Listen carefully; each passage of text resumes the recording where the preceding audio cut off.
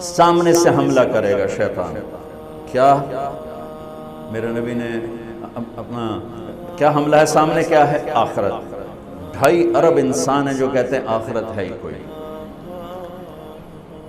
دو 2.5 ارب انسان ہیں جو کہتے ہیں آخرت ہے پر ہمیں ہمارا نبی بخشوا لے گا، ہم جو مرضی کریں. عیسائی کہتے ہیں ہمیں عیسیٰ علیہ السلام بخشوا لیں گے. یہودی کہتے ہیں ہمیں موسیٰ علیہ السلام بخشوا لیں گے. باقی مذاہب والے بھی یہی کہتے ہیں ہمیں بودھا بخشوا لے گا، ہمیں رام بخشوا لے گا، ہم جو مرضی کریں. ٹھیک ہے، تو 1.25 ارب مسلمان بچتے ہیں جو کہتے ہیں آخرت ہے. ان پہ وار کیا کرتا ہے؟ اللہ بڑا غفور الرحیم ہے، معافی ہو جائے گی. لہٰذا سود بھی حلال، زنا بھی، شراب بھی، جھوٹ بھی، جوا بھی، کھوٹ بھی، دھوکہ بھی، فراڈ بھی، قتل بھی، چوری بھی، ڈاکے بھی، خیانت بھی، رشوت بھی، ماں باپ کی نافرمانی بھی، شادیاں کر کے زنا بھی. یہ ساری چیزوں پر وہ کیسے لے کر آئے؟ اللہ بڑا غفور الرحیم ہے، معاف کر دے گا. آخرت ہے انشاءاللہ توبہ کریں گے، ابھی بڑا وقت پڑا ہے، توبہ کریں گے. یہ ان کو آخرت کا انکار نہیں کروا سکا تو اس میں ڈال دیا، گناہوں میں ڈال کے اللہ بڑا غفور الرحیم. میں نے کہا پھر تو حسین اور یزید کا جھگڑا ہی مٹ گیا. تم کیسے ظالم ہو کہ حسین اور یزید کو ایک ہی تخت پہ بٹھاتے؟ تم میرے نبی کی اولاد کے قاتل اور مقتول کو ایک ہی تخت پہ بٹھاتے؟ کیا ظلم کرتے؟ کیوں میرے نبی کے نواسے نے جانیں قربان کر دی، بچے ذبح کروائے؟ سوکھا کا میرے پتر دی باندھ روٹی میرے کو دی حال نہیں سنی گئی، میں باہر دوڑ گیا. اور میرے نبی کے نواسے کے سامنے نسل ذبح ہو رہی ہے. اگر شراب اور شربت میں فرق نہیں ہے، زنا اور نکاح میں فرق نہیں ہے، حلال اور حرام میں فرق نہیں ہے، جھوٹ اور سچ میں اگر فرق نہیں ہے، ناپ تول میں کمی اور ترازو کے صحیح تول میں فرق نہیں ہے، ظلم اور انصاف میں فرق نہیں ہے، محبت اور نفرت میں فرق نہیں ہے، تو پھر کربلائیں والے کیا تھے؟ نادان تھے. کربلا تو ایک نہیں ہے، کتنی کربلائیں ہیں. وہ بہت بڑی تھی. اس کے بعد ہر وہ مجمع، عورت یا مرد، افراد یا بچہ جو اللہ کے نام پہ اپنی جان کے نذرانے پیش کر گیا اور ظالموں کے ظلم کا شکار ہوا، یہ سب کربلا کے ساتھ، یہ سب حسینی قافلے کے ساتھ ہوں. اور خوشخبری ہو جو انہیں ظلم کرنا اپنی طاقت سمجھا، جنہوں نے زنا کو اپنی عیاشی بنایا، جنہوں نے ماں باپ کے گریبان پکڑے، جنہوں نے سود کے بازار گرم کیے، جنہوں نے فحاشی کے اڈے چلائے، جنہوں نے شراب کے اڈے چلائے، جنہوں نے نافرمانی کے بازار گرم کیے، خوشخبری ہو تم بھی شمر کے لشکر کے ساتھ کھڑے ہو گئے. تم بھی شمر کے ساتھ اختیار کر لو، کیسی موت چاہتے ہو، کس کے ساتھ کھڑے ہونا چاہتے ہو؟ حسینی قافلے کے ساتھ، نبی کے جھنڈے کے تلے یا شمر کے جھنڈے کے تلے؟ کہاں کھڑا ہونا چاہتے ہو؟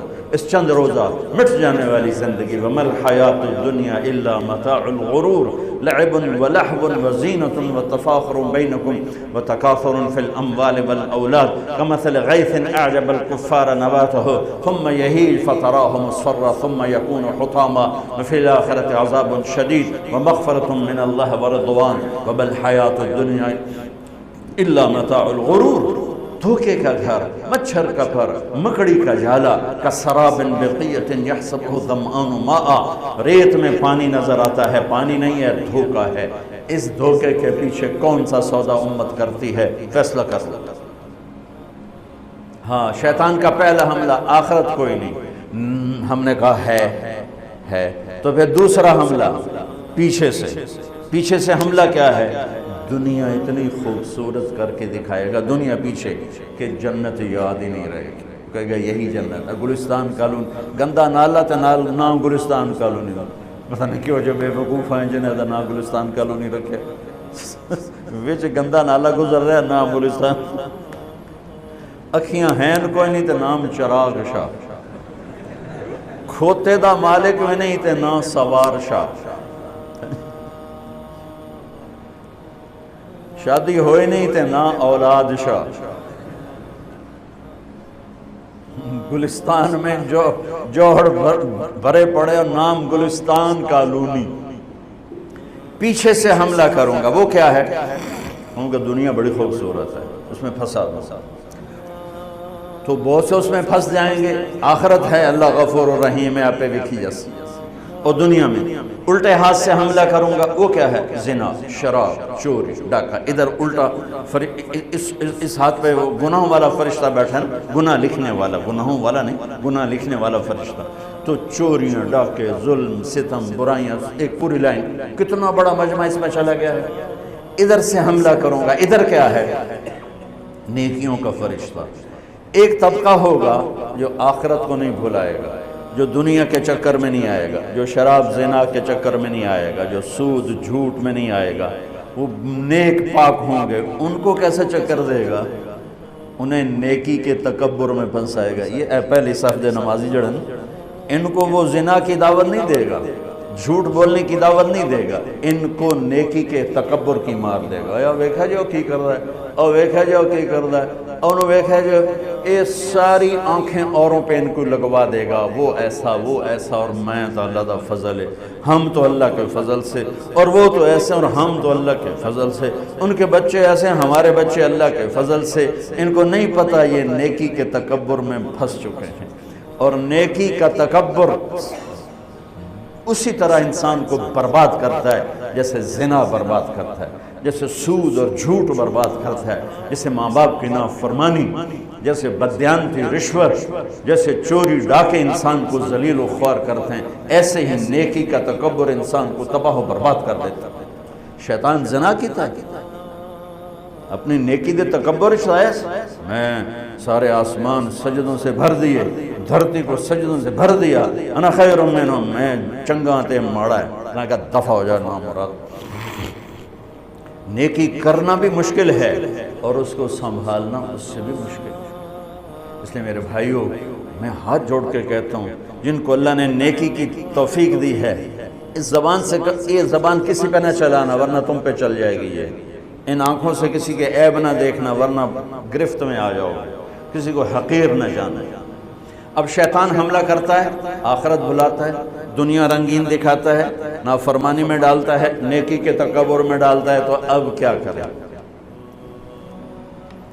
علی تقتحم الفوارس هكذا عني وعنهم أخروا أصحابي عبد الحجارة من صفاهة رأيه وعبدت رب محمد بالصواب وعفت عن أثوابه ولونني كنت المقتر بزني أثوابي لا تحسبن الله خاذل دينه ونبيه يا معشر الأحزاب۔ یہ اشعار فی البدی پڑھی، اس میں سے میں نے ایک کا ترجمہ آپ کو کر کے دے دیا ہے۔ تو ڈھال کیا ہے؟ دشمن سے بچاؤ۔ تو کوئی ڈھال ہونی چاہیے جو شیطان سے بھی بچاؤ ہو، وہ تو کمبخت ہمارے دل میں اتر جاتا ہے۔ تو میرے نبی کی ایک حدیث، الصوم جنہ، الصوم جنہ، الصوم جنہ، میں دہرا رہا ہوں، روزہ ڈھال ہے، روزہ ڈھال ہے، نماز ڈھال ہے نہیں، زکوٰۃ ڈھال ہے نہیں، حج ڈھال ہے نہیں، جہاد ڈھال ہے نہیں، تبلیغ ڈھال ہے نہیں، تلاوت ہے نہیں، تہجد نہیں، تسبیح نہیں، قربانی نہیں، خیرات نہیں۔ کیا؟ روزہ شیطانی لشکر کے خلاف ڈھال ہے۔